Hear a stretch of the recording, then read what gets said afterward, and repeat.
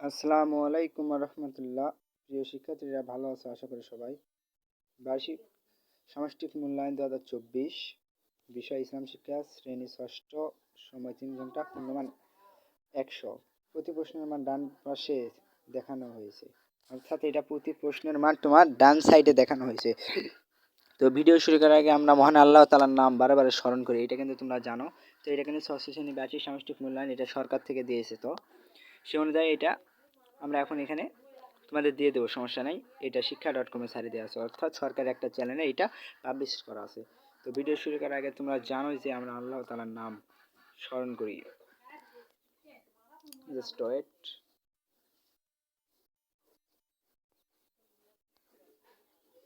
দেখতে পাচ্ছ তোমরা এখানে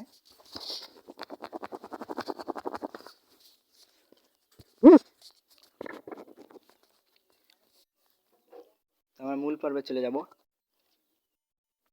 আল্লাহ তাআলা আমাদের সৃষ্টিকর্তা। তো জাস্ট ওয়েট অ্যান্ড ওয়াচ। তোমরা জাস্ট এখান থেকে একটা নমুনা প্রশ্ন কিন্তু পাবো। জাস্ট এটা নমুনা, তোমাদের এই ধরনের প্রশ্ন থাকতে পারে বলে তারা মনে করে, অর্থাৎ মনে করে কি সরকার থেকে কিন্তু দিয়েছে ডিক্লারেশন এই ধরনেরই কোশ্চেন হবে, কিন্তু এখন তোমাদের স্যারেরা অন্য সিস্টেমে বানাতে পারে। তো আমরা এখন ভিডিও দিকে চলে যাব। আল্লাহু আকবার। তো এখন এখানে কি জায়গা আছে দেখো, 1 নাম্বার। তো 1 নাম্বার প্রশ্নটা দেখবো এখন। স্ট্রেট, মানুষের মৃত্যুর পরবর্তী জীবন সম্পর্কে বিস্তারিত জানা সম্ভব হয়েছে ড্যাশ নবুয়তের কল্যাণে, রিসালাতের কল্যাণে, হেদায়েতের কল্যাণে না দাওয়াতের কল্যাণে। এটা সঠিক উত্তর হবে রিসালাতের। এখানে কিন্তু রিসালাতের দিয়ে দিছে। তো এখন 2 নম্বরটা আমরা এখানে দেখব। জীব মাত্রই মৃত্যু স্বাদ গ্রহণ করবে, এটি কোন সূরার কত নম্বর আয়াতে আছে? সূরা আলে ইমরান আয়াত নাম্বার 185, এটা কিন্তু এখানে দেয়া আছে। তো 3 নম্বর, পবিত্রতা কয় প্রকার? এখানে দেয়া আছে। তো পবিত্রতা আসলে কিন্তু 2 প্রকার, দেখতে পাচ্ছ প্রশ্নের উত্তরের দিক 2 প্রকার। তো স্যার, শারীরিক পবিত্রতার মাধ্যমে আমরা কি প্রশান্তি লাভ করতে পারি? আত্মিক, দৈহিক, আধ্যাত্মিক আর মানসিক। এটা হলো আমাদের ক নাম্বার হবে? আন্তিক। 5 নাম্বারটা আমরা দেখব। বিদ্যালয়ে টিফিনের সময় নাজিম তার বন্ধু নাজিমকে নাজিম সালাতের জন্য ডাকলো, কিন্তু নাজিম তাকে অগ্রাহ্য করলো। ফলে নাজিম বঞ্চিত হলো কোথা থেকে? আল্লাহর নৈকট্য লাভ থেকে, না ইমানকে মজবুত করা থেকে, আত্মাকে পরিশুদ্ধ করা থেকে, না আল্লাহর রহমত থেকে? এটা হবে ক নাম্বার, আল্লাহর নৈকট্য লাভ করা থেকে। তো এখানে কিন্তু আমরা 6 নাম্বারে দেখতে পাচ্ছি, 6 নাম্বার দেখতে পাবো। Just wait. 6 নাম্বারটা দেখব। আস সাউল মাসানি অর্থ কি? এটা অর্থ তোমাদের হবে নিত্য পাঠ্য 7টি আয়াত। 7 নাম্বার, সূরা আল ফালাক, গাছে কোন শব্দের অর্থ কি? রাতের অন্ধকার, অর্থাৎ গাছে কোন মানে রাতের অন্ধকার। 8 নাম্বার, সবচেয়ে উত্তম কি? চরিত্রবান ব্যক্তি। এটা কিন্তু ক নাম্বার উত্তর। নবম শ্রেণীর দেখব, নবমটা দেখব। তাজবিদ অনুযায়ী কোরআন পড়া কি? ওয়াজিব। এখানে কিন্তু দেয়া আছে ওয়াজিব। প্রথম পূর্ণাঙ্গ নাযিলকৃত সূরা কি? সূরা ফাতিহা, এখানে আছে দেখো। তো এখন সূরা আন-নাস আলোচ্য বিষয়। এখানে বলা হয়েছে কি সূরা আন-নাসের আলোচ্য বিষয় মানে কি? শয়তানের অনিষ্ট থেকে রক্ষা পাওয়া। এখানে আছে খ নাম্বার, এটা উত্তর তোমরা দেখতে পাচ্ছ। এবং আমরা 12 নাম্বারটা দেখব এখন। রিফা বড়দেরকে সম্মান ও শ্রদ্ধা করে, সে কার আদেশে অনুসরণ করে? এটা হবে আমাদের কার? বড়দেরকে সম্মান ও শ্রদ্ধা করে, সে কার আদেশের অনুসরণ করবে? এটা হবে হযরত মুহাম্মদ সাল্লাল্লাহু আলাইহি সাল্লাম। তো সবাইকে আজকে ঈদে মিলাদুন নবীর অনেক অনেক শুভেচ্ছা। পরস্পর গালমন্দকারী উভয়ের কি? শয়তান।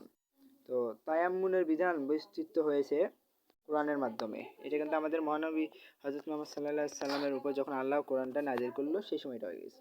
তো 15 নাম্বার লাস্ট, পবিত্র কাবা শরীফে হাজার আসওয়াদ স্থাপন নিয়ে জটিলতা নিরসনে মহানবী হযরত মুহাম্মদ সাল্লাল্লাহু আলাইহি সাল্লাম পরিচয় দেন কিসের?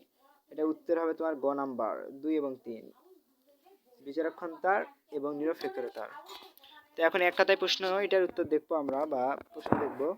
মোটমাট এখানে দেওয়া আছে দেখো, খ বিভাগ, পূর্ণমান কিন্তু 10, নিচের প্রশ্নগুলো উত্তর খাতায় লিখো। আকায়েদের বিশেষ সময়ের বিশ্বাসের মাধ্যমে ইসলামের প্রবেশ করা হয়। ইবাদত কত প্রকার? 3 প্রকার, এটা দেওয়া আছে। নিয়মিত সালাত আদায় করলে একজন ব্যক্তি কিসের উন্নতি ঘটে? নৈতিক চরিত্রের উন্নতি ঘটে। এটা কিন্তু দিয়ে দিচ্ছে 6ষ্ঠ শ্রেণীর। তারপরে আমাদের এখানে আরো বলে দেওয়া আছে, দেখো। নির্ধারিত সময় সালাত আদায় করা মুমিনের জন্য অবশ্য কর্তব্য। এটা কোন সূরার আয়াত? সূরা আন-নাস, নিসা। এটা কিন্তু কোন ইহুদি তার কন্যার মাধ্যমে হযরত মুহাম্মদ সাল্লাল্লাহু আলাইহি সাল্লামের উপর জাদু করেছিল? লাবিদ ইবনে আসিম। মাতা পিতার হক আদায় করার পর কাদের হক আদায় করা মুমিন হিসেবে প্রত্যক্ষ একাত্ম বক্তব্য? আত্মীয় স্বজনের। সূরা আল ফালাকের ফালাক শব্দের অর্থ কি? ভোর, প্রভাব, উষা, সকাল। ফালাক শব্দের অর্থ তোমার ভোর। কোন ফল বিক্রেতা যদি ফল বিক্রয়ের সময় ওজনে কম দেয় কিংবা ফরমালিন মিশিয়ে বিক্রি করে তবে তার কাজটি ইসলামের দৃষ্টিতে কি বলে? প্রতারণা।